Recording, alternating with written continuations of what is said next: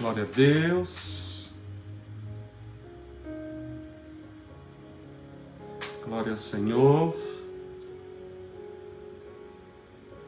Aleluia. Agora sim. Vocês estão me ouvindo? Vocês estão me ouvindo? Tá me ouvindo bem? Voltamos. Foi só porque estava travando aqui, acho que a internet. E aí eu saí e voltei. Aí agora está ótimo. Glória a Deus. Tá bem, né? Maravilha. Então vamos compartilhar. Enquanto nós vamos compartilhando, deixa eu só contar essa experiência para vocês. Há um tempo atrás eu estava ministrando nas nossas células e eu estava ministrando para os jovens. Eu ministrei para os casais e depois eu ministrei nas células de jovem.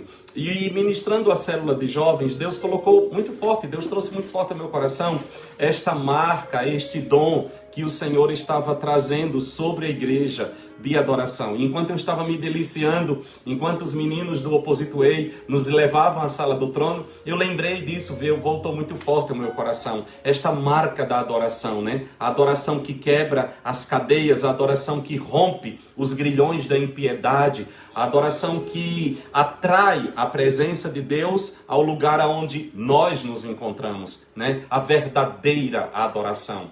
Jesus disse que chegaria a hora em que os verdadeiros adoradores adorariam ao Pai em espírito e em verdade, e estes adoradores eram aqueles que o Pai estava à procura, né? Então assim é maravilhoso poder ser escoltado para a sala do trono, não apenas para um momento musical. Aquilo que eu digo, na igreja nós não temos um momento musical. Na igreja o que nós temos é um encontro na sala do trono. É um lugar onde nós somos levados à presença do Rei e nos deliciamos diante dele, e neste momento coisas extraordinárias acontecem ao nosso derredor, acontecem na nossa vida, acontecem na nossa casa, acontecem nas nossas famílias. Que glória, né? Que glória! Que momento glorioso. Mas eu queria, mais uma vez, pedir a você que compartilhasse essa live agora, desse um share ou um compartilhar, né? Para que você compartilhasse nas suas redes sociais, para que outras pessoas possam também chegar, para que juntos nós possamos agora, depois que o nosso coração está cheio da presença, em meio à adoração, nós vamos mergulhar na palavra do Senhor. E estaremos iniciando hoje uma série, eu não sei quanto tempo vai durar, eu não sei nem até onde eu irei. A minha proposta no início é ministrar apenas sobre os 3 primeiros capítulos de Apocalipse, mas nunca se sabe. Vamos deixar o Espírito Santo nos conduzir de uma forma muito leve, muito suave, para que nós possamos compreender tanta coisa que o Senhor tem nos ensinar dentro deste livro. Nós estamos vivendo dias proféticos e eu acredito que, como nunca, nós sentimos o desejo de compreender algumas coisas, nos inserir, nos localizar dentro da história, nos inserir, nos localizar dentro do calendário de Deus, para nos posicionar, para assumirmos a nossa identidade, né? E Deus tem nos desafiado a ministrar a respeito de questões, dentre elas questões escatológicas. Nós terminamos a semana passada um seminário sobre as profecias de Daniel. Começamos ontem uma outra série sobre o sábado, o dia do Senhor, que tem também um cunho muito grande profético. Lá no final do estudo nós iremos entrar na parte profética. E hoje nós vamos mais um pouco de algo que também tem um cunho muito grande profético, que é o estudo dentro do livro do Apocalipse, né? Então assim, Deus está nos preparando, Deus está nos instruindo, Deus está nos edificando. Diga-se de passagem, já faz um bom tempo que o Espírito Santo tem trazido ao meu coração esta palavra: edifica a minha igreja. Edifica a minha igreja. Muito antes de chegar esta pandemia, este tempo difícil que nós estamos vivendo, o Espírito de Deus já vinha me alertando há muito tempo: edifica a minha igreja, edifica a minha igreja. Eu não tinha a menor ideia do que iria acontecer, do que estava por vir, mas, como eu digo sempre, nós só entendemos o mover do Espírito olhando pelo retrovisor. Aí nós vamos compreender que Deus estava ali, era Deus que estava fazendo, era Deus que estava realizando, e nós nos sentimos seguros, porque foi Ele que nos trouxe até aqui. Nós dizemos Ebenezer, até aqui nos ajudou o Senhor, até aqui nos conduziu o Senhor, e aquele que começou a boa obra, Ele vai completá-la até o dia de Cristo Jesus. Então, abra o seu coração ao poder do Espírito, abra o seu coração ao poder da palavra de Deus, pois quando o Espírito de Deus e a palavra de Deus se unem, coisas extraordinárias começam a acontecer. Quando o Espírito de Deus e a palavra de Deus se encontram dentro do coração de um homem, as cadeias começam a ser quebradas, os grilhões começam a ser rompidas, curas extraordinárias começam a acontecer. Quando o Espírito de Deus e a palavra de Deus encontram espaço no meio de um povo, no meio de uma comunidade, a vida de Deus começa a brotar, o sobrenatural de Deus começa a acontecer. Por quê? Porque a palavra de Deus é a semente de Deus. A palavra de Deus carrega a vida de Deus. A palavra de Deus carrega o projeto de Deus dentro dela. Mas como toda semente, para ser fecundada, para que a vida que dentro dela está possa ser germinada e ser trazida à tona, é necessário um outro elemento, a água. O Espírito de Deus é esta água. O Espírito de Deus é aquele que cobre a palavra, é aquele que toma a palavra e faz com que a vida que está dentro da palavra venha para fora e as coisas comecem a acontecer. E nesta hora você está sendo exposto à palavra do Senhor. E o Espírito de Deus está sobre você. O Espírito de Deus está aí junto com você. O Espírito de Deus toma esta palavra para que aquilo que a palavra do Senhor vai trazendo sobre você comece a produzir vida. E vai nascendo de uma forma natural. Sim, o processo que faz com que aquilo que está dentro da semente torne-se uma realidade é algo natural. É uma lei física, pois o processo que faz com que a vida que está dentro da palavra se torne uma realidade para nós é uma lei espiritual. A vida está dentro da semente, a palavra de Deus é uma semente, o Espírito de Deus toma esta semente e faz com que ela se torne uma realidade na nossa vida. E eu declaro hoje em nome do Senhor Jesus, que as sementes de Deus que serão lançadas sobre a sua vida, nenhuma delas se perderá.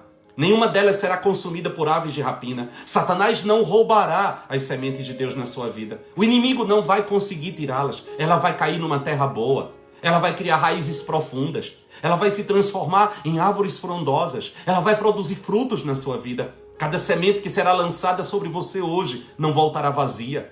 Ela vai cumprir o propósito para o que ela está sendo enviada. Hoje sobre você, sobre a sua casa, sobre a sua vida, em todas as áreas. O Senhor está lançando sementes, sementes de cura, sementes de libertação, sementes de avivamento, sementes de transformação. E o Espírito Santo de Deus está regando esta semente.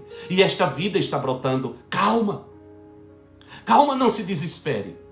Talvez você esteja dizendo, mas pastor, há tanto tempo que sementes de Deus têm sido lançadas dentro de mim. Quando é que ela vai brotar? Calma. Calma. O lavrador que lança semente sobre a terra, ele deita e dorme. E ele espera o processo natural desta semente. Assim será com você, assim será comigo, em nome de Jesus. Amém? Amém? Você que está chegando hoje pela primeira vez, se você está vindo aqui hoje pela primeira vez, eu quero dizer que você é muito bem-vindo. Você é muito bem-vinda a estar conosco, né? Você que vai ver este vídeo depois, você também é muito bem-vindo a estar conosco.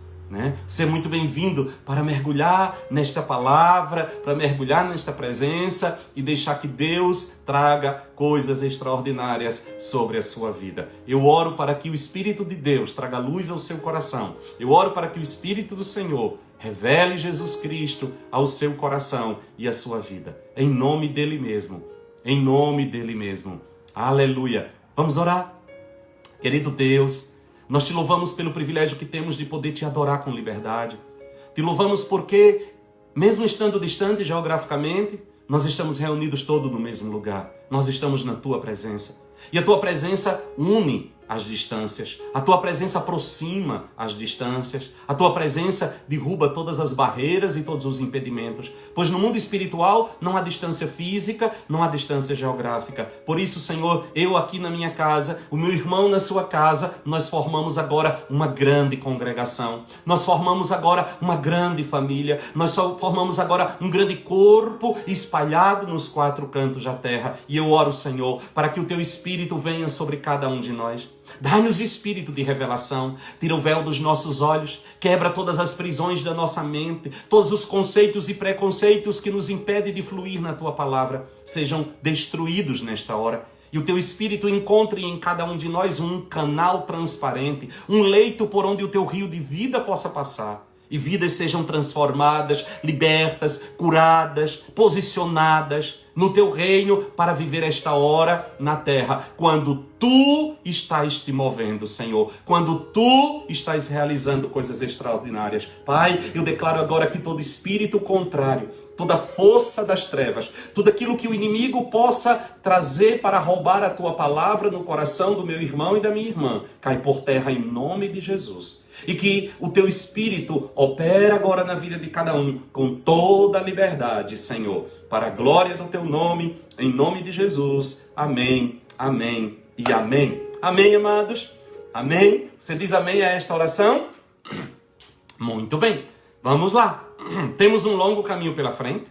Hoje iremos apenas começar este caminho, né? Fazendo a nossa introdução. E eu queria que você abrisse a sua Bíblia no livro de Apocalipse, pois nós vamos falar a respeito deste livro, o livro de Apocalipse. E quando nós falamos sobre Apocalipse, quando eu disse que eu iria ministrar sobre Apocalipse, muita gente ficou feliz, né? Eufórico, né? Muita gente diz, agora eu vou.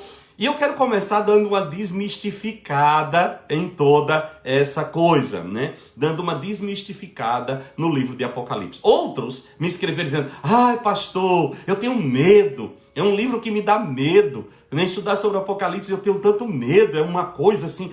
Outros dizem é muito complicado. Outros dizem é muito difícil. A primeira coisa que eu quero estabelecer aqui, para que nós possamos tirar um proveito grande desse nosso estudo, disso que nós vamos estudar, compartilhar a partir de agora, é uma conversa, é um bate-papo.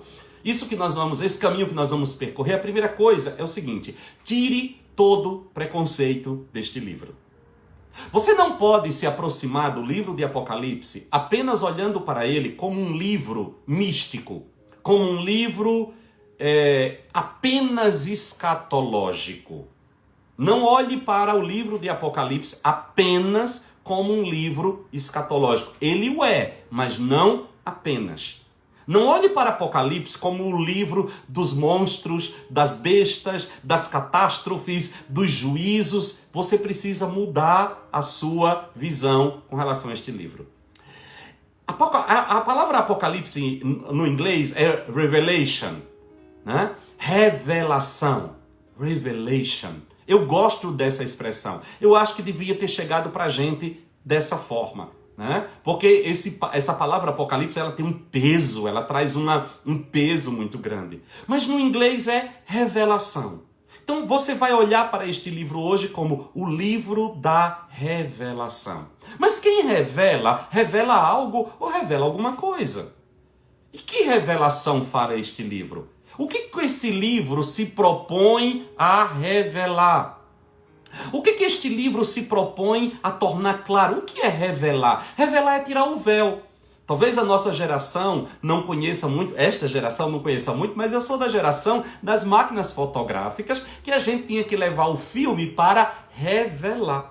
Então você tirava as fotos, às vezes ficava um desastre. Você tirava dezenas de fotos, só sobravam as 4 ou 5. E você tinha que rebobinar o filme e você levava a um lugar para revelar. Que ansiedade, né? Tinha que esperar alguns dias e você ia lá buscar as fotos, né? As fotos em papel. Aí você ia olhar, a maioria você tinha que jogar fora. Porque não era igual hoje que você escolhe, tudo digital. Não, você levava aquele filme e lá eles revelavam. O que é esse processo de revelar? Aquilo que era invisível aos seus olhos, né? Aquilo que você não conseguia enxergar, agora se tornou claro. Se tornou claro. Muitas vezes tinha um outro processo que eram os binóculos. Alguém do tempo do binóculo, né? Aí do tempo do binóculo, que você pegava, era uma película do filme e você colocava dentro de um negocinho e você olhava, fechava um olho e olhava pelo outro e aquela lentezinha do buraquinho do binóculo te ajudava a enxergar a foto. Então era meio embaçadinho de ver, mas você conseguia enxergar a foto que estava ali dentro. Eram mecanismos de revelar. Revelar. O que é revelar? Tornar claro o que era obscuro. Pois bem, o livro de Apocalipse é o livro da revelação. Este livro é o livro da revelação. E o que é que ele revela? Ele revela Jesus Cristo. O livro do Apocalipse, ele trata do triunfo de Jesus e da sua igreja. Aleluia! Então não é um livro para produzir medo, mas ao contrário, é um livro que vem com o objetivo de produzir segurança. Por quê? Porque ele nos mostra o fim de todas as coisas. Ele nos mostra que a história não caminha para um caos. A história da igreja, a história da humanidade, ela não caminha para o caos, ela caminha para um triunfo. O livro de Apocalipse nos mostra que Jesus Cristo é vencedor absoluto em todas as coisas. Jesus vencerá esta batalha e a sua igreja vencerá juntamente com ele. O livro de Apocalipse tem a ver com nos mostrar que aquilo que o inimigo começou a fazer lá em Gênesis no capítulo 3, ele vai sair derrotado dessa história lá em Apocalipse 22. Aleluia! Eu queria estar aí agora com vocês para dar uns glória. O que Apocalipse nos leva? O Apocalipse nos leva de volta a Gênesis capítulo 1 e capítulo 2. É um livro que revela a vitória. Este livro nos mostra o triunfo de Jesus Cristo de Nazaré. Este livro nos mostra que o nosso Deus é soberano, vencedor, todo-poderoso, Senhor eterno e que Ele é imbatível em todas as batalhas e que nele nós somos mais do que vencedores. Este livro nos mostra que o final da história já está escrito. Então, para mim, este livro é o livro que revela a soberania do Deus Todo-Poderoso. Nós somos o povo que já entra na história sabendo o final. Você sabia por que a Bíblia diz que você é mais do que vencedor? Eu sempre me perguntei, por que eu sou mais do que vencedor? O que é uma pessoa mais do que vencedora? É aquela que antes mesmo de entrar na peleia, antes mesmo de entrar na batalha, já sabe de antemão que ela venceu.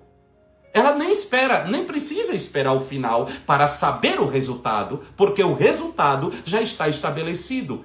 E eu quero te dizer uma coisa, o resultado da sua história, o resultado da história da humanidade, o resultado da história de Jesus Cristo, o resultado da igreja de Jesus Cristo é este: eles o venceram pelo sangue do Cordeiro e pela palavra do seu testemunho. Então, este livro e o nosso estudo hoje aqui, a partir de hoje, não vem com o objetivo de trazer medo e pavor ao seu coração. Ele vem com o objetivo de fortalecer você e trazer à sua mente, ao seu coração, esta consciência: você é mais do que vencedor. Você é mais do que vencedor. Nada pode deter a marcha da igreja de Jesus Cristo de Nazaré. Nada pode impedir o poder do Evangelho. Aleluia! Que coisa gloriosa! O Evangelho não pode ser detido. Um dos textos da Bíblia que mais enche o meu coração é quando o apóstolo Paulo termina no finzinho do seu ministério. No livro de Atos dos Apóstolos, quando termina o livro de Atos, Paulo está preso em Roma numa masmorra. E ele escreve, contando o relato, ele termina dizendo que ele estava preso, mas o Evangelho estava sendo pregado. E diz a palavra, esta é a última frase de Atos dos Apóstolos: sem impedimento algum. Aleluia! Como que pode? O mensageiro está preso, mas a mensagem não pode ser presa. O mensageiro pode até ser acorrentado, mas a mensagem jamais será acorrentada. Apocalipse mostra a vitória soberana da igreja, mas o mensageiro, aquele que escreve, está em cadeias, está em prisão, está numa ilha que era uma prisão de segurança máxima. Mas João poderia estar preso, mas a mensagem do Evangelho jamais estará presa. Que coisa gloriosa! A mensagem transcende o mensageiro. Assim como a semente transcende o semeador. A mensagem é muito mais poderosa. Queridos, nada pode prender a igreja de Jesus Cristo.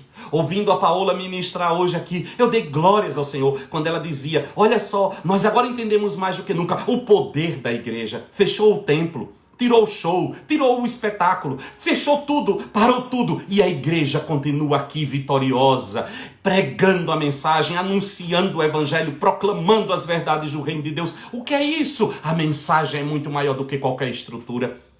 Cristo não está preso a um templo de paredes. O Evangelho é poderoso e transformador. Louvado seja o nome do nosso Deus. Aleluia! Mas eu queria... Você já pegou a primeira coisa. Você vai estudar o livro da revelação de Jesus Cristo. Certo? Vamos combinar. Você vai começar a estudar o livro da revelação de Jesus Cristo. Este livro vai revelar o triunfo de Jesus. O triunfo de Jesus e o triunfo da sua igreja. Aleluia! E vai mostrar que o final dessa história não é derrota, não é caos, é vitória. É vitória absoluta, é vitória. Aleluia! Mas eu queria ler o capítulo 1 de Apocalipse. Nós vamos trabalhar bastante em cima dele, mas hoje é só a introdução. Hoje é só a introdução. Apocalipse capítulo 1, a partir do versículo 1 diz assim: revelação de Jesus Cristo, que Deus lhe deu para mostrar aos seus servos as coisas que brevemente devem acontecer. Ele as enviou pelo seu anjo e as notificou ao seu servo João, o qual testificou da palavra de Deus, do testemunho de Jesus Cristo e de tudo o que viu. Bem-aventurado aquele que lê, bem-aventurados que ouvem as palavras desta profecia e guardam as coisas que nela estão escritas, porque o tempo está próximo. João, as 7 igrejas que estão na Ásia, graça e paz a vós outros da parte daquele que é e que era e que há de vir, e da parte dos 7 espíritos que estão diante do seu trono, e da parte de Jesus Cristo, que é a fiel testemunha, o primogênito dos mortos e o príncipe dos reis da terra. Aquele que nos amou e em seu sangue nos lavou dos nossos pecados e nos fez reino e sacerdotes para o seu Deus e Pai. A ele seja glória e poder para todo sempre. Amém. Vede, ele vem com as nuvens e todo olho verá, até mesmo os que o traspassaram, e todas as tribos da terra se lamentarão sobre ele. Sim, amém. Eu sou o Alfa e o Ômega, o princípio e o fim, diz o Senhor, aquele que é e que era e que há de vir, o Todo-Poderoso. Eu, João, irmão vosso e companheiro convosco na aflição, no reino, na perseverança em Jesus, estava na ilha chamada Patmos por causa da palavra de Deus e do testemunho de Jesus. Eu fui arrebatado em espírito no dia do Senhor e ouvi detrás de mim uma grande voz como de trombeta que dizia: o que vês, escreve-o num livro e envia-o às 7 igrejas que estão na Ásia, a Éfeso, a Esmirna, a Pérgamo, a Tiatira, a Sardes, a Filadélfia e a Laodiceia. Eu voltei-me para ver quem falava comigo, e ao voltar-me, vi 7 candeeiros de ouro. E no meio dos 7 candeeiros, alguém semelhante a um filho do homem, vestido com vestes talares e cingido à altura do peito com um cinto de ouro. A sua cabeça e cabelos eram brancos como a lã branca, como a neve. Os seus olhos como chama de fogo. Os seus pés eram semelhantes a latão reluzente, como que refinado numa fornalha, e a sua voz como a voz de muitas águas. Tinha ele na mão direita 7 estrelas, e da sua boca saiu uma afiada espada de 2 gumes. O seu rosto era como o sol, quando resplandece na sua força. Quando o vi, caí a seus pés como morto. Porém, ele pôs sobre mim a sua mão direita, dizendo: não temas, eu sou o primeiro e o último. Eu sou o que vivo. Fui morto, mas estou vivo para todo sempre. E tenho as chaves da morte e do inferno. Escreve, pois, as coisas que tem visto, e as que são, e as que depois destas hão de acontecer. O mistério das 7 estrelas que viste na minha mão direita, e os 7 candeeiros de ouro é este. As 7 estrelas são os anjos das 7 igrejas, e os 7 candeeiros são as 7 igrejas. Aleluia! Glórias a Deus! Vamos andar um pouquinho, vamos nos estabelecer aqui nesse estudo a partir de hoje. Como eu falei para vocês, esse é o livro da revelação. Revelação. O que ele nos revela? Primeira coisa que ele nos revela é a certeza de que Jesus tem o total controle da história. Bote isso na sua cabeça, bote isso no seu coração. A pena que escreve a história, a caneta que escreve a história, não está nas mãos do acaso, não está nas mãos do inimigo. O diabo não tem controle de absolutamente nada. Não está na mão dos homens. A caneta da história está nas mãos de Jesus Cristo de Nazaré. Ele é o Senhor da história. Nós sabemos exatamente como tudo irá terminar. Então isso nos mostra que, isso nos revela que Jesus tem o controle da história. Segunda coisa que este livro nos revela é que ele tem o total controle da sua igreja. Aleluia! A igreja tem dono, a igreja tem Senhor, A igreja pertence a Jesus Cristo de Nazaré. A igreja não é do Estado, a igreja não é do pastor, a igreja não é do padre. Diga-se de passagem, a igreja de Jesus Cristo nem placa tem. A igreja de Jesus Cristo é um povo espalhado no meio da terra. Em todas as denominações, em todas as placas, em todas as igrejas estruturais, existem salvos e perdidos. Em todas as igrejas, instituição, existe dentro dela parte da igreja de Jesus Cristo, mas nenhuma delas pode trazer para si a prerrogativa de ser a igreja de Jesus, pois a igreja de Jesus é um corpo místico espalhado na face da terra. Onde está a igreja de Jesus? Somente Ele sabe. Onde está a igreja do Senhor? Somente Ele sabe. Mas eu posso lhe dizer com toda segurança de que Jesus de Nazaré, através do livro da Revelação, eu posso chegar a esta conclusão de que Jesus tem o controle total e absoluto da sua igreja. Não pense que a igreja se acabou, mesmo nos períodos mais sombrios de toda a história da humanidade.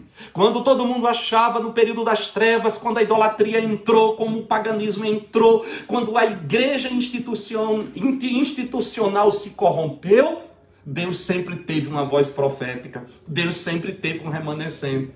Estourava aqui, estourava acolá, pipocava aqui, pipocava acolá. Daqui a pouco tinha um ali, tinha outro acolá. Em todos os lugares haviam homens e mulheres cujo coração ardia de paixão por Jesus de Nazaré. E através destes tições tirados do meio do fogo, a fornalha chamada igreja acendia outra vez. Essa igreja que nasceu há 2000 anos atrás, enfrentou todos os reinos, enfrentou todas as culturas, enfrentou os piores governos e imperadores que a humanidade já conheceu e venceu a todos eles.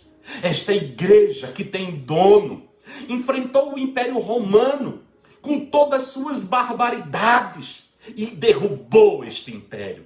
Roma se dobrou diante da força da igreja, porque a força da igreja não está no ouro e nem na prata. A força da igreja está naquele que a conduz, e quem a conduz é Jesus Cristo de Nazaré, pelo poder do seu Espírito. Aleluia! Aleluia! Esta igreja que nasce através de Jesus, com um grupo de homens tão simples, homens pescadores, homens que não tinham conhecimento. Lembro-me da ministração do apóstolo Pedro, quando ele se levanta para pregar. Meu Deus, quanta simplicidade! Diz a palavra do Senhor que ao perceberem que se tratava de homens sem cultura, sem formação, e vendo o poder que operava através deles, chegaram à conclusão: esses homens estiveram com Jesus. Estes homens verdadeiramente andaram com Jesus. É impossível. É impossível. Esta igreja derrubou o maior de todos os impérios, o Império Romano. Como que ela vai perder a batalha?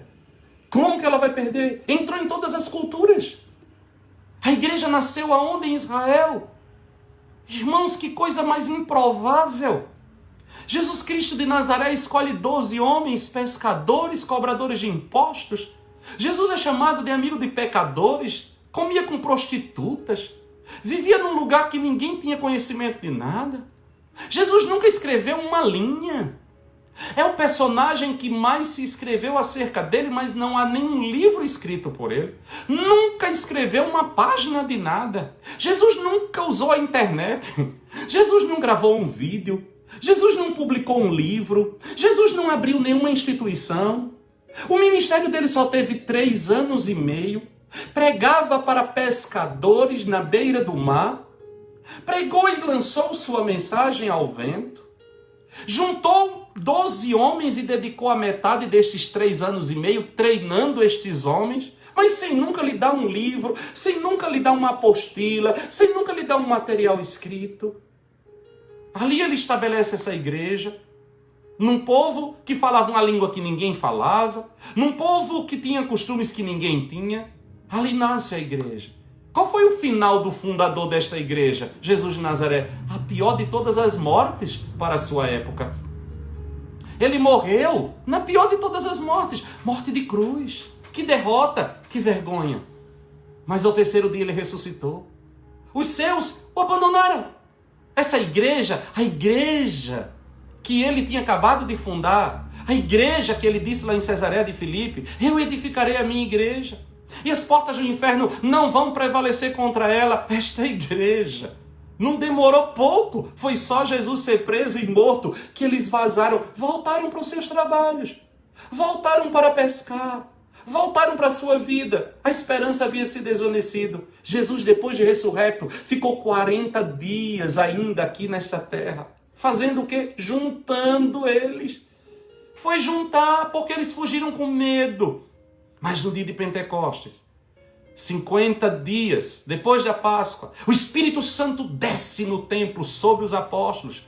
Aqueles homens são cheios deste poder, pregam com ousadia. 3.000 almas se rendem a Jesus de Nazaré. Depois mais 5.000, e foi crescendo, e foi crescendo. Veio a perseguição. No ano 70 veio uma perseguição. Jerusalém foi destruída, o templo foi destruído, o povo foi espalhado nos 4 cantos da terra. Aonde chegava um crente, nascia uma igreja.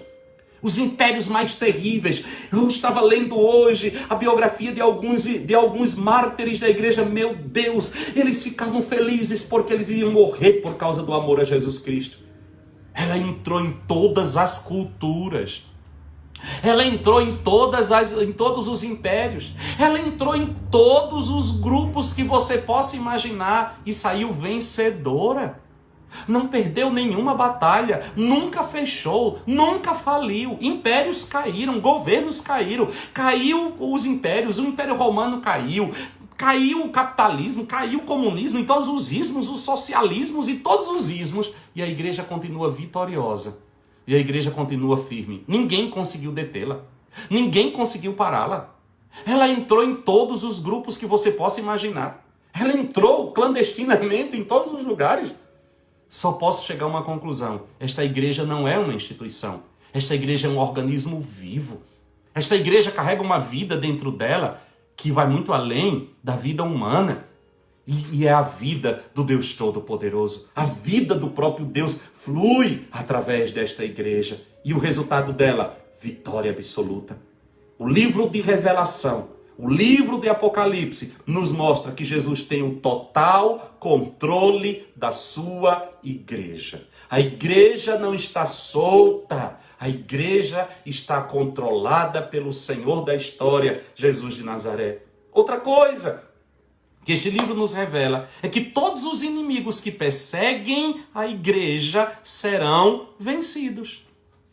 Todos os inimigos da igreja serão vencidos.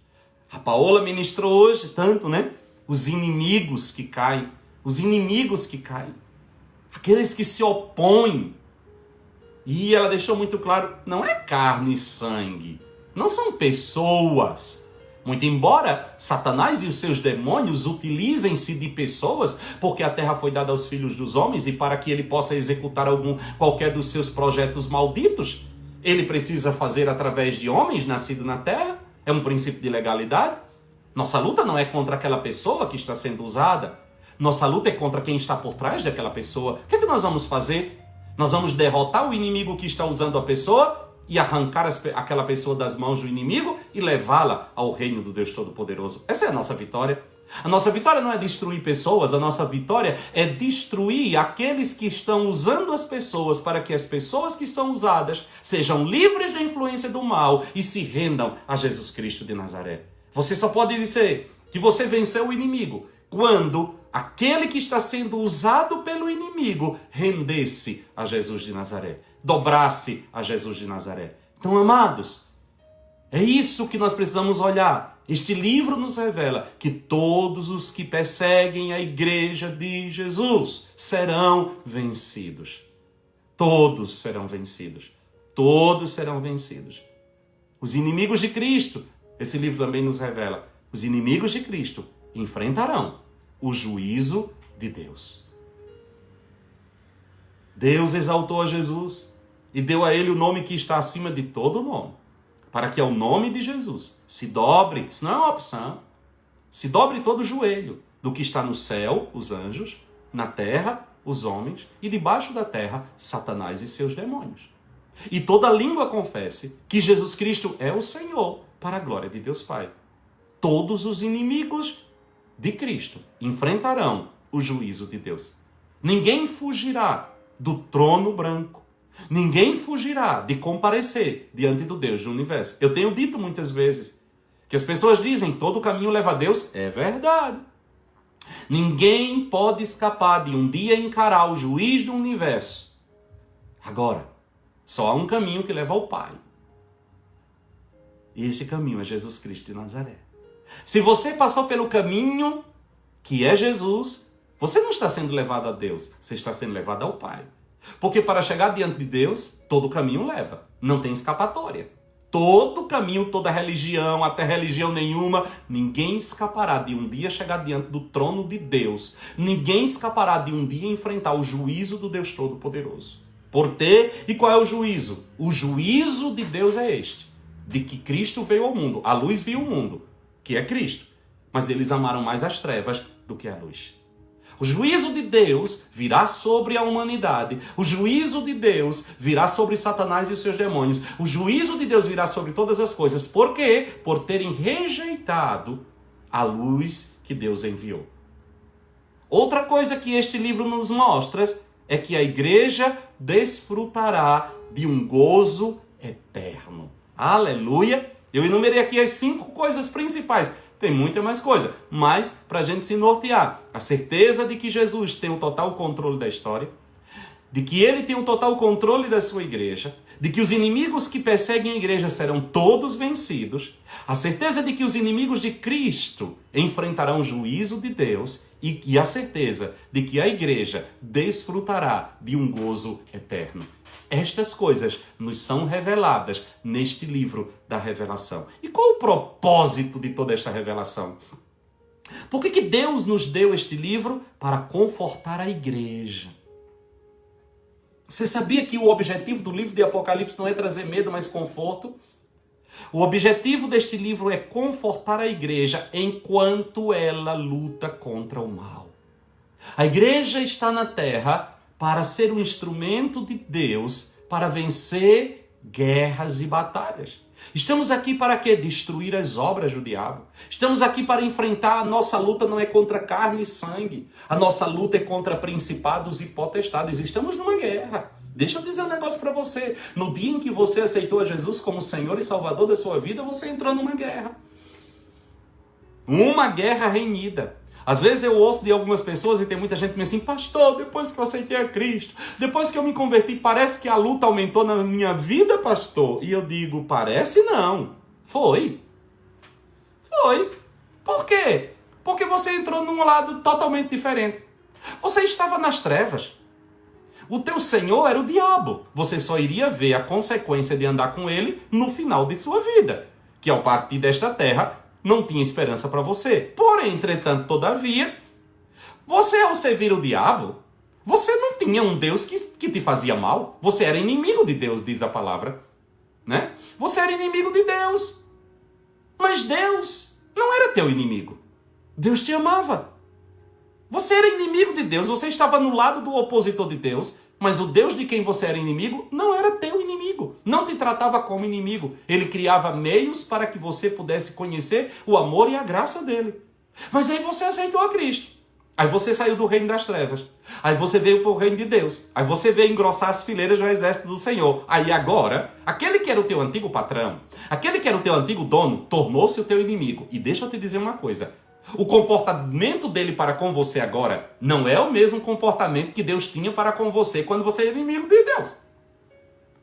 O comportamento do inimigo de Deus, que agora também é o teu inimigo, é como um leão feroz. Ele veio para te matar, ele veio para te roubar, ele veio para te destruir.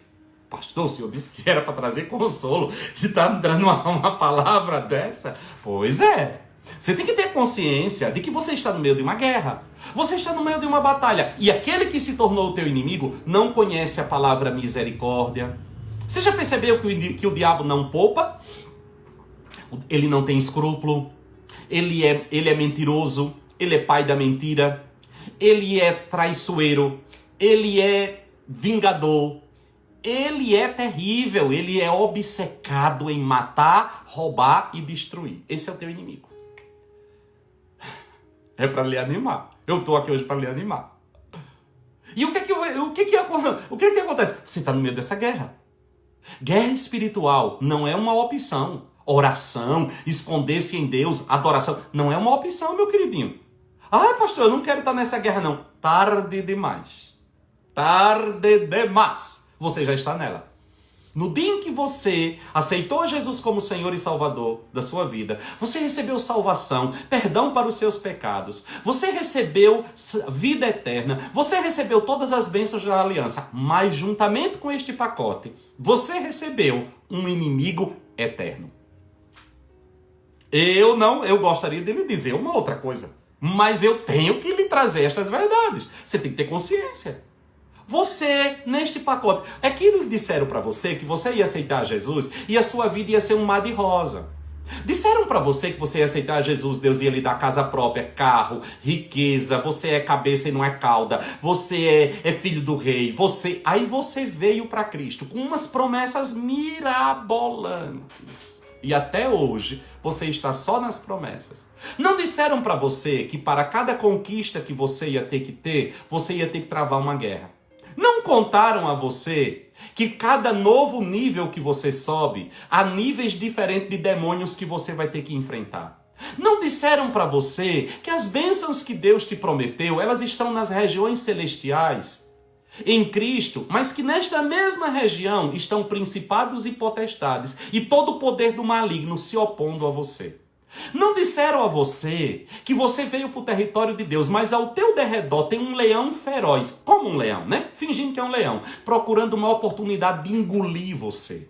Não disseram a você, você está quase desligando essa live e fugindo, né? Não disseram a você que há uma guerra travada, que há uma luta que é nossa. Não disseram a você. Mas eu venho aqui para dizer também a você uma coisa, que as nossas armas, elas não são carnais, mas elas são poderosas em Deus para destruir toda fortaleza. Eu também venho para dizer para você que nós somos mais do que vencedores, porque há alguém que luta por nós e maior é aquele que está em nós do que aquele que está no mundo. Não é maravilhoso saber que nós olhamos para a palavra e sabemos que estamos sim numa guerra, mas o final desta guerra é vitória, vitória e vitória. Aleluia! Bom soldado, ele é forjado no furor das batalhas. Disseram muitas vezes para nós que nós viemos para Cristo para viver deitado em berço esplêndido, ao som do mar e à luz do céu profundo. Não, é guerra. Mas quem é esse incircunciso filisteu que afronta o exército do Deus vivo? Quem é esse que vem contra nós? Quem é esse que se levanta contra a igreja? Se ele disse, eu estou com vocês todo o tempo, aquele que o Pai me deu de maneira nenhuma lançarei fora, ninguém o arrebata das minhas mãos.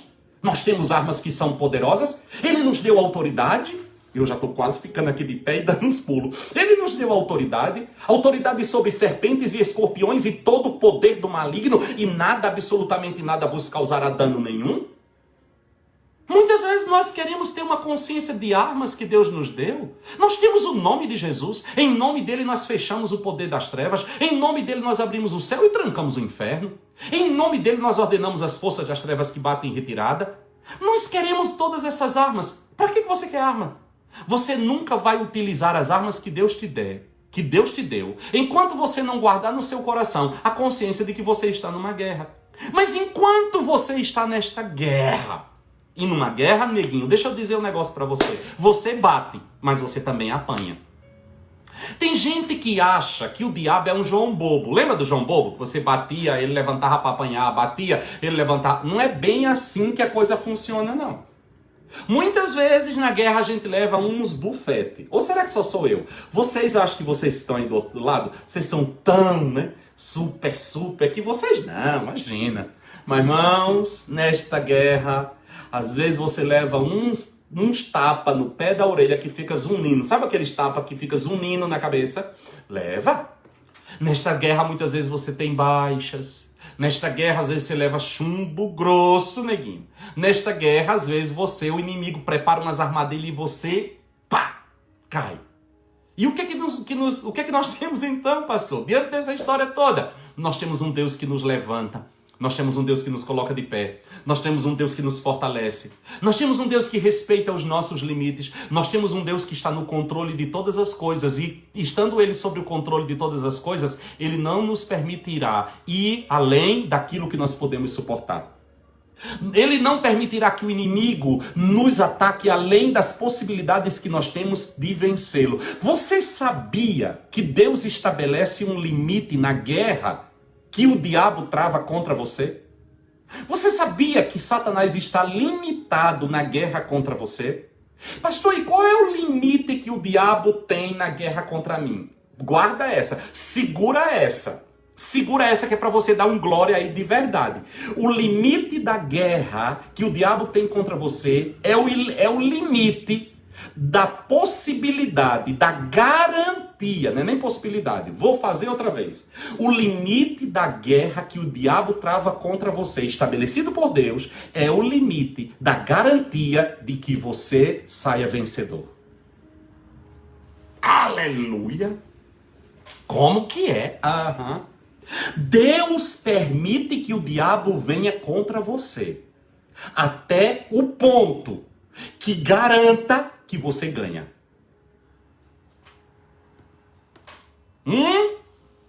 Glória, dê um glória aí. Se você não der um glória nessa, você não dá um glória mais nunca. Vou dizer mais uma vez, porque Deus permite que o diabo lute contra você até o limite que esteja garantido que você vença. Prove, pastor, provo.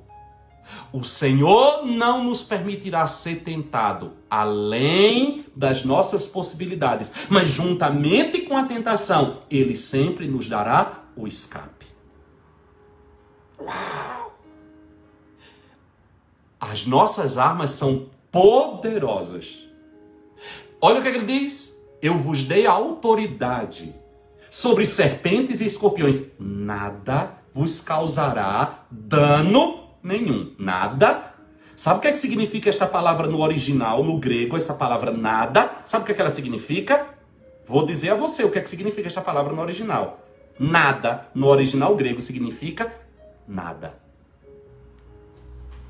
Sabe o que Jesus está dizendo? Você está entrando numa batalha contra um inimigo terrível, mas as armas que eu te dei são poderosas para vencer. Você nunca entrará em uma guerra onde você... Não estou dizendo que você não vai perder batalha, mas você nunca entrará numa guerra onde você perdeu porque não havia possibilidade de você vencer. Nunca. Aleluia. Nunca. Estamos em batalha. Apocalipse nos revela uma guerra.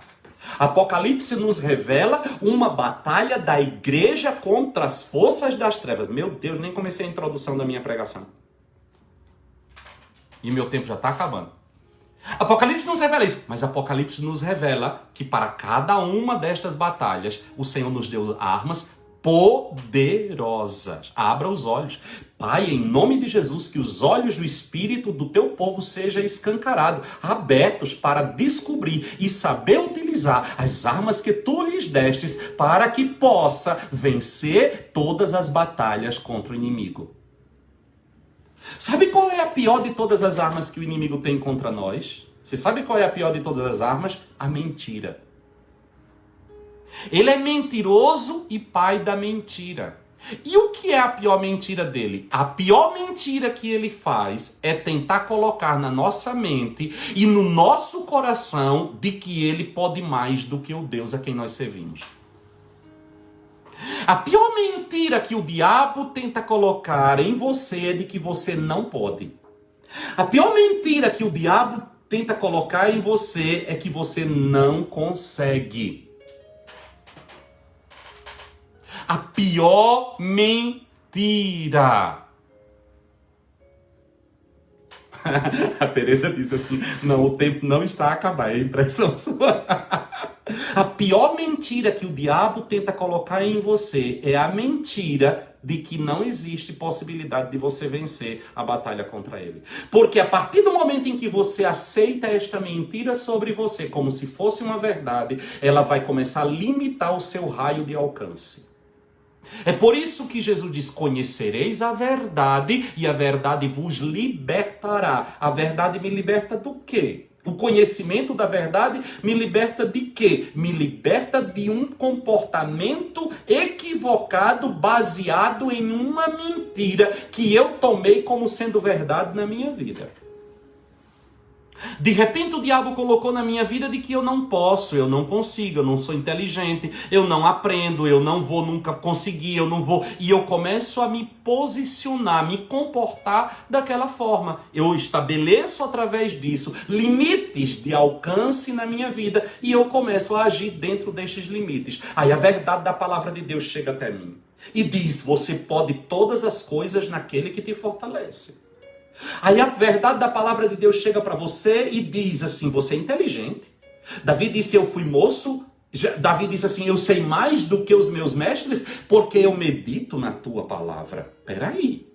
Eu tomo isto como verdade na minha vida porque ela o é. O que é que ela vai me libertar? Ela vai produzir em mim uma libertação daqueles limites intelectuais e de alcance que eu carreguei até hoje. Estou livre. Na hora que esta verdade chega ao meu coração e me liberta, eu me posiciono agora diferente daquela posição que eu tinha. Eu já não saio de casa dizendo assim: eu vou fazer uma entrevista de emprego, mas nem sei porque que eu vou. Eu sei que nada na minha vida dá certo. Já deve ter outro no meu lugar. Eu nem sei para que eu procuro. Você vai mudando essa linguagem. Porque você vai sair de casa dizendo: Senhor, a tua palavra declara que tudo que eu empreender vai prosperar. Eu estou fazendo a minha parte e indo buscar o trabalho. Vou prosperar, Senhor. Vou prosperar naquilo que eu vou fazer. Senhor, eu não sei fazer uma comida que eu vou fazer dizendo: tudo que eu colocar a mão vai prosperar porque o Senhor está comigo. A verdade entrou no meu coração. Não é a verdade só existindo. A verdade sozinha não faz nada. É o conhecimento dela, porque o conhecimento dela me posiciona de maneira diferente. Nós estamos numa guerra. E o inimigo tenta nos vencer, nos escravizando dentro de ideias e conceitos errados acerca de nós mesmos. Porque isso você se posiciona. Você passa a se comportar em linha com isso que você aprendeu. Isso está errado. Estamos em luta? Estamos em luta. O que este livro de Apocalipse vem me trazer, vem me revelar? Que o Senhor está aqui para nos confortar enquanto nós lutamos. Há conforto para nós. Vamos lá. Vamos andar mais um pouquinho. Vocês me aguentam 10 minutinhos ainda. Olha o propósito. Olha o conforto que ele vai trazer para mim, que é o propósito deste livro. Primeira coisa que ele vai me dizer é que Deus vê as minhas lágrimas. Deus vê as minhas lágrimas. Olha, irmãos, deixa eu dizer um negócio para vocês. Eu não vou nem correr não, porque nós temos tempo de sobra, outros dias para eu dar continuidade. E eu não vou queimar tudo que o Espírito quer que eu diga, eu vou dizer com calma. Deixa eu dizer um negócio para você.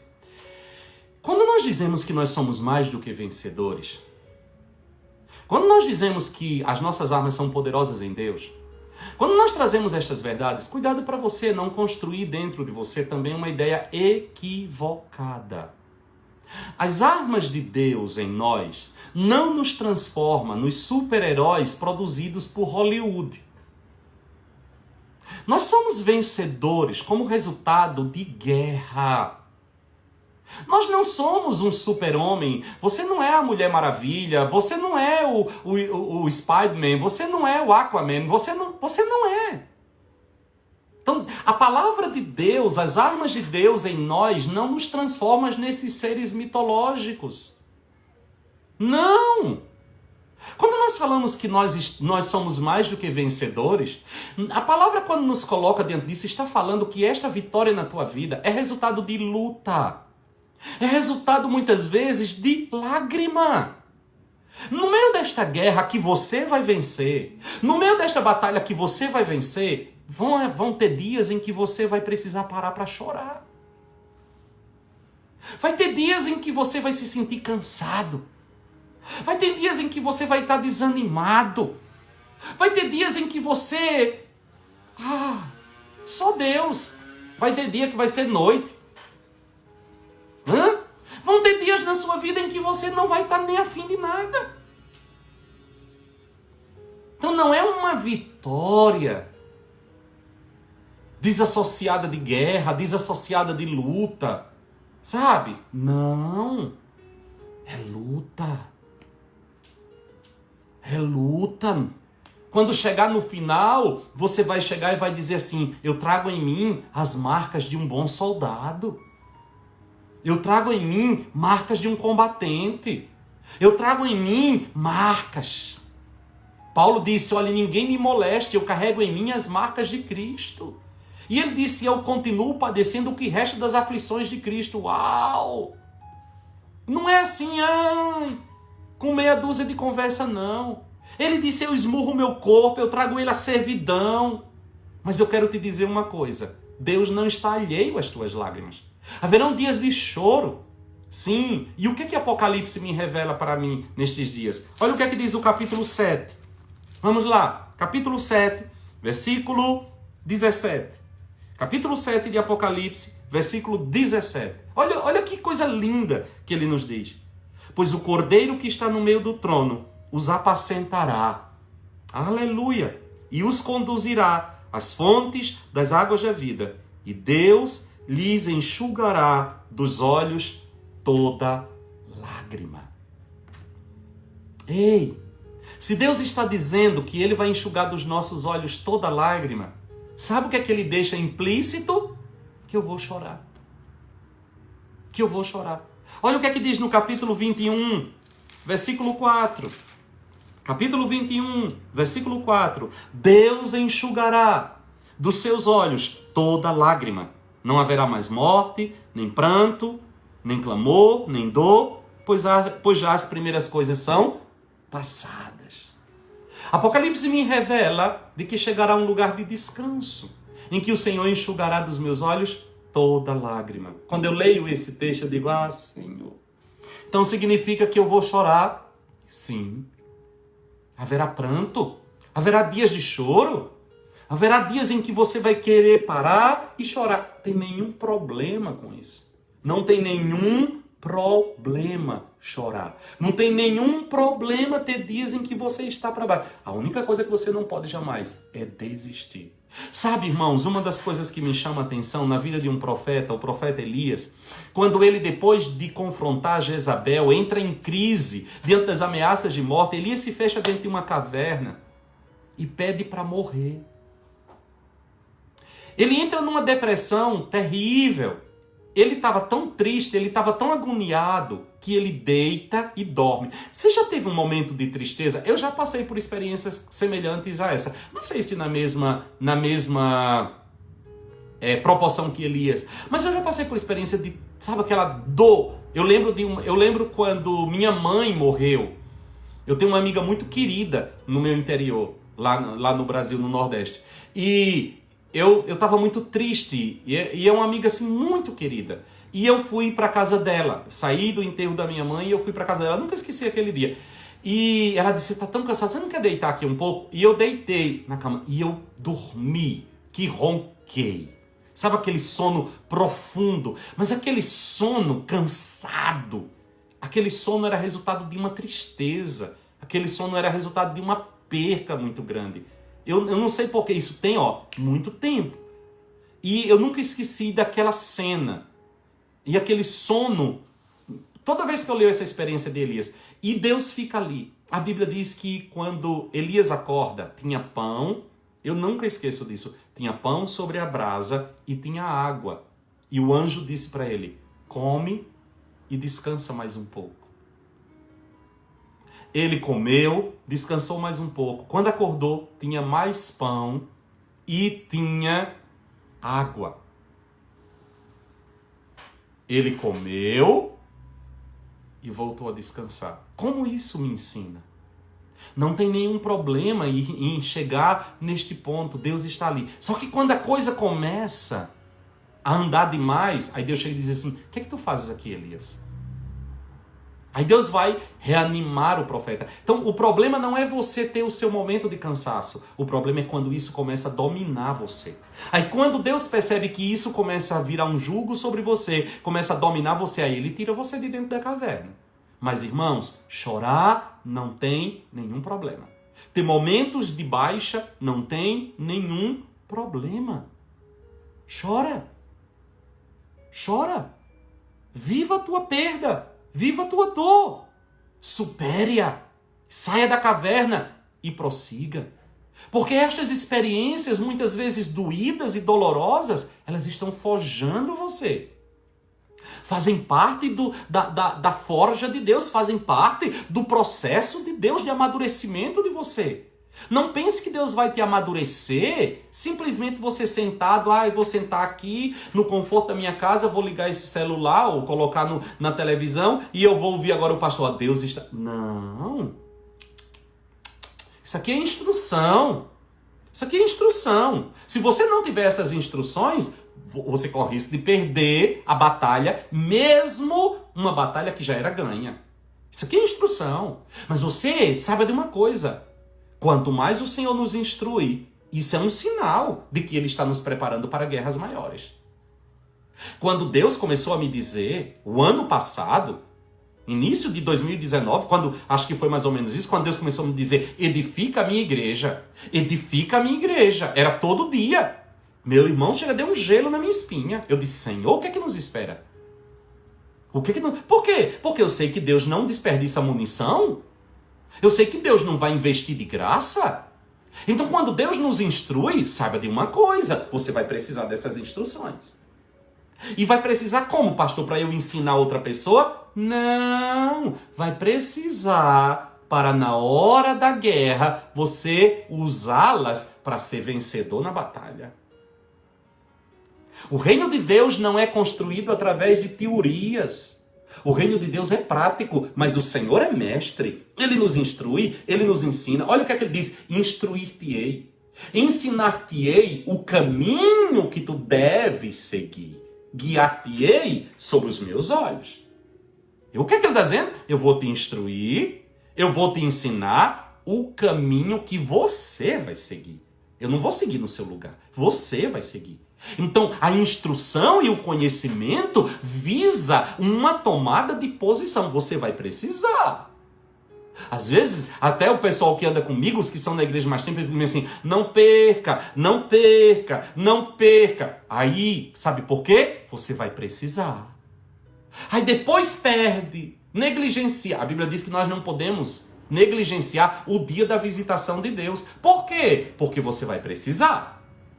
Você vai precisar. O Senhor está te dando instrução, o Senhor está te dando uma oportunidade, o Senhor está dando no conforto do seu lar tanto conhecimento, você vai precisar. Você vai precisar. Abra o olho. E quando você precisar, você não vai ter. E você vai perder batalhas que não era para perder. Você vai perder guerras que não era para perder. E por quê? Porque você desperdiçou as instruções que Deus te deu. Não chore depois. Não reclame depois. Deus está lhe dando. Você é que está jogando fora. Você é que está sendo negligente. Você é que não está sabendo aproveitar o dia da visitação do Senhor. Você é que está desperdiçando o conhecimento do Senhor. Quando você precisar, você não vai ter.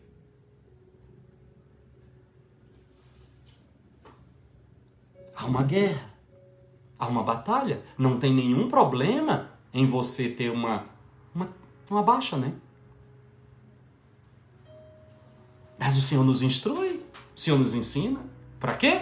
Para que nós possamos praticar. Para que nós possamos viver.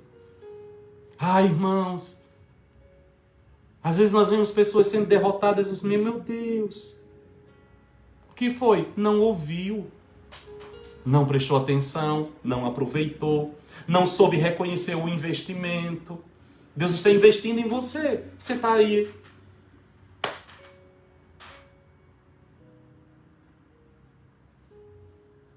Cuidado, rapaz. Cuidado, rapaz. Cuidado. Você vai prestar contas a Deus. De tudo que Deus te ofereceu e você não quis. Cuidado. Não brinque. Você vai precisar.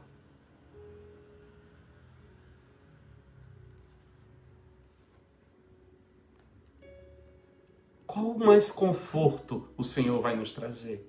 Sabe uma coisa que me conforta? Está no capítulo 8 de Apocalipse. Quando a palavra do Senhor vai me dizer no versículo 3 e no versículo 4. Apocalipse capítulo 8, versículo 3 e versículo 4. Capítulo 8, versículo 3 e versículo 4. Ele vai dizer que as nossas orações, elas são incenso na presença de Deus. Ah, como esse texto mexe comigo. Elas são incenso na presença de Deus. Que conforto saber que a nossa oração não fica presa no teto, né? Olha o que vai dizer. Capítulo 8 de Apocalipse, versículo 3 e versículo 4 diz assim: Veio outro anjo e pôs-se junto ao altar, tendo um incensário de ouro. Foi-lhe dado muito incenso, para oferecê-lo com as orações de todos os santos, sobre o altar de ouro que está diante do trono. E da mão do anjo subiu diante de Deus a fumaça do incenso com as orações dos santos. Eu acho interessante porque no versículo 1 diz assim: quando ele abriu o 7º selo, fez-se silêncio no céu por cerca de meia hora. Em todo o livro de Apocalipse só existe este momento em que diz a Bíblia, houve silêncio no céu. Qual é o momento em que houve silêncio no céu por meia hora durante toda a revelação? Quando a tua oração chegou diante do trono. Uau! Qual é a única coisa que silencia o céu? A oração dos santos. Você sabia que as tuas orações são recolhidas em taças de ouro? Está aqui escrito. Oração são recolhidas em taças e levada diante do altar de ouro que está diante do trono de Deus. Há um altar de ouro diante do trono de Deus, onde os anjos de Deus recolhem as nossas orações e depositam neste altar de ouro que está diante do trono. E quando as nossas orações chegam neste altar, há um incenso que sobe diante do Deus Todo-Poderoso. E este momento é tão solene no céu que há um silêncio que chamou a atenção de João. Eita maravilha! Uau! Que maravilha! Que maravilha! Eu acho isso espetacular. Outra coisa que é consolo para nós é que a morte de um santo é preciosa aos olhos de Deus. Eu estou falando dos consolos que Apocalipse nos dá. A morte de um santo é preciosa aos olhos de Deus. Capítulo 14, no versículo 13. Crente não morre, crente é promovido. Capítulo 14, versículo 13 diz assim: Então ouvi uma voz do céu que dizia: Escreve, bem-aventurados os mortos que desde agora morrem no Senhor. Diz, sim, diz o Espírito, descansarão dos seus trabalhos, pois as suas obras os acompanharão. Bem-aventurados aqueles que morrem, os mortos que desde agora morrem no Senhor. Bem-aventurado, muito felizes, muito felizes. Outra coisa que traz consolo para nós, os consolos de Apocalipse para a igreja, está no capítulo 15, no versículo 2. Outro consolo, quero hoje falar de consolo, terminar aqui hoje. Estamos partindo para o final da nossa ministração hoje, falando sobre estes consolos. Capítulo 15, versículo 2. Capítulo 15, versículo 2, diz assim: E vi como que um mar de vidro misturado com fogo, e os que tinham vencido a besta e a sua imagem e o número do seu nome, estavam de pé junto ao mar de vidro e tinham as harpas de Deus. Aqueles que venceram. O que é este consolo? A sua vitória é certa.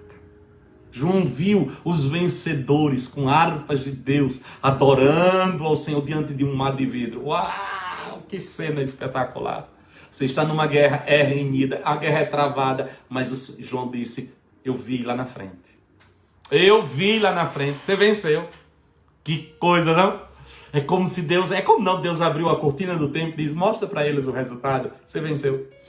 Ei, você está no meio de uma guerra, eu vi o resultado, você venceu. Você é vencedor. Isso é que é ser mais do que vencedor. Outra coisa, o sangue dos que morreram por amor ao Evangelho será vingado.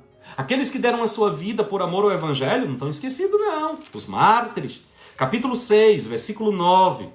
capítulo 6, versículo 9 até o versículo 11, diz assim: Quando ele abriu o quinto selo, vi debaixo do altar as almas dos que foram mortos por causa da palavra de Deus e por causa do testemunho que deram. E clamavam com grande voz, dizendo: Até quando, ó verdadeiro e santo e soberano, não julgas e vingas o nosso sangue, não vingas o nosso sangue dos que habitam sobre a terra?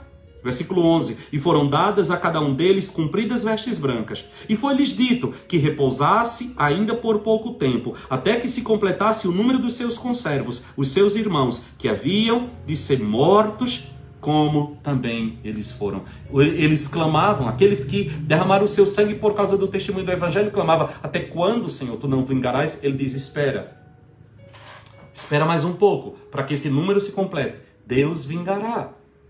Deus vingará. Deus vingará o sangue que foi derramado. E a última coisa que eu quero falar hoje deste conforto, o maior de todos os confortos para nós, está em Apocalipse capítulo 22, está no capítulo 22, no versículo 7. Esse é o maior de todos os confortos. Capítulo 22, versículo 7 diz: Eis que cedo venho. Bem-aventurado aquele que guarda as palavras da profecia deste livro. O maior de todos os confortos que este livro nos traz é a certeza de que ele virá. Ele voltará. Ele virá aqui outra vez. Nós estamos aqui numa guerra travada, numa guerra renhida. Sabemos o resultado desta guerra, sabemos o resultado desta batalha, mas nós temos também uma certeza que este livro me traz. Se esse livro me traz a certeza de uma guerra, ele me traz a certeza da vitória e ele me traz a certeza mais gloriosa de todas, a certeza de que ele virá outra vez. Se ele voltar agora, como você está? Se ele vier agora, para você, no individual ou no coletivo, se a trombeta soar nesta noite e daqui da terra você partir, para onde você irá? Qual será o seu destino? Estará o seu nome escrito no livro da vida?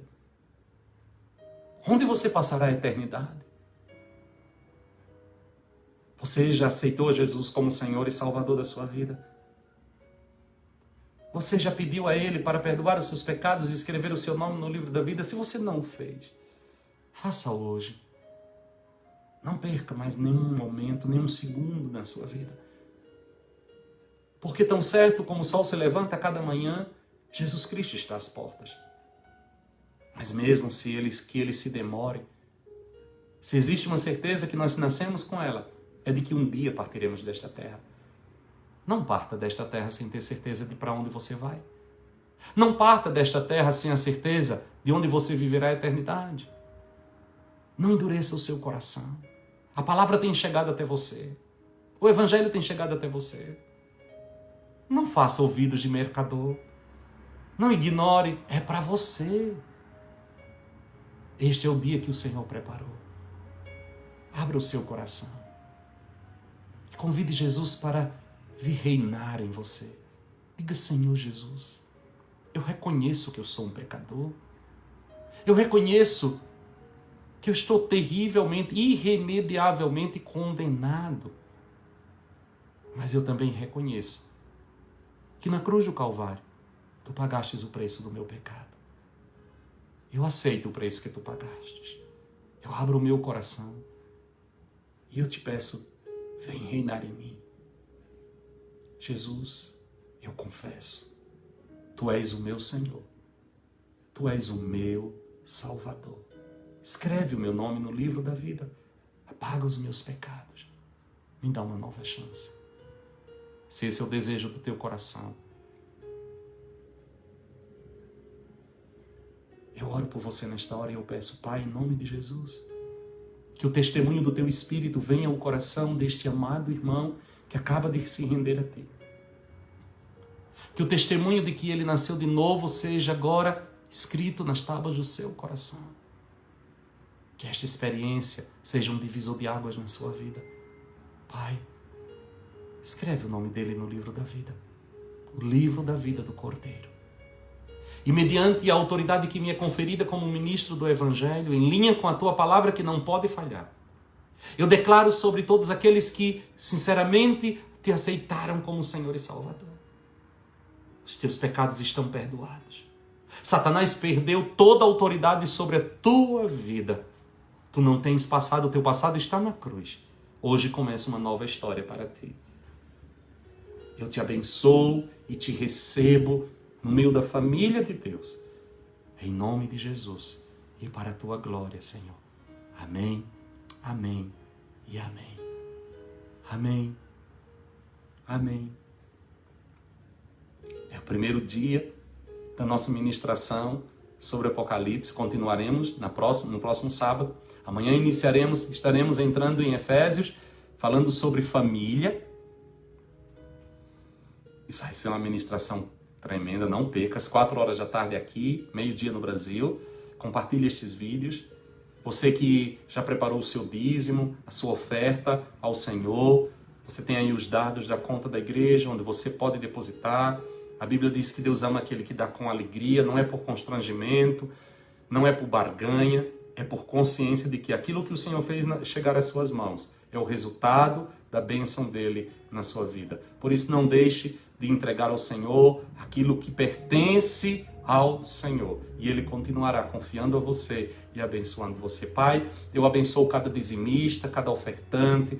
Eu abençoo a mesa do teu povo, os celeiros do teu povo. Eu abençoo, Senhor, tudo aquilo que tu tens reservado e com certeza farás sobre a vida do teu povo. Senhor, que haja prosperidade, que esses dízimos e estas ofertas sejam para a manutenção da tua obra, para a implementação do teu reino. Dai sabedoria, Senhor, àqueles que administram, para que possa administrar com temor e tremor, Senhor, sabendo que todos estes recursos são teus, santos a ti, Senhor, e a ti pertencem, em nome de Jesus, Senhor. Amém, amém e amém. Que o Senhor nos abençoe e nos guarde, que o Senhor faça resplandecer o seu rosto sobre nós e tenha misericórdia de nós. Que o Senhor sobre nós levante o seu rosto e nos dê shalom. Que a graça salvadora de Jesus o Cristo, o amor de Deus, o nosso eterno e soberano Pai, e a presença bendita do Espírito de Deus esteja conosco, com as nossas famílias e com toda a igreja espalhada na face da terra, hoje e sempre. Amém, amém e amém. Amém. Glória a Deus. Deus falou com você hoje? Uau! Foi pesado, né? Continuaremos falando desse tema. Ih, não cheguei nem na introdução. Meu Pai do céu, tem coisas aqui. Aleluia. Na próxima semana eu continuarei falando. Cristo é sempre apresentado em Apocalipse como o vencedor e o conquistador. Eita, agora o fogo vai começar a pegar. Então, assim, não perca essas lives, não perca. Convide mais pessoas, mande mensagem, faça o que for, mas vamos nos aprofundar. Deus está nos dando o melhor do seu coração. Amém? Deus abençoe vocês. Até amanhã aqui falando sobre família. Vamos lidar sobre casal, casamento, papel da esposa, o papel do marido. Ei, o negócio vai apertar. Então não perca é ótimo, né? Não perca por nada nosso culto amanhã. Deus te abençoe. Tenha uma noite abençoada. Saudade de vocês, viu? Saudade grande. Um beijo em cada um. Deus os abençoe em nome de Jesus. Shalom, shalom.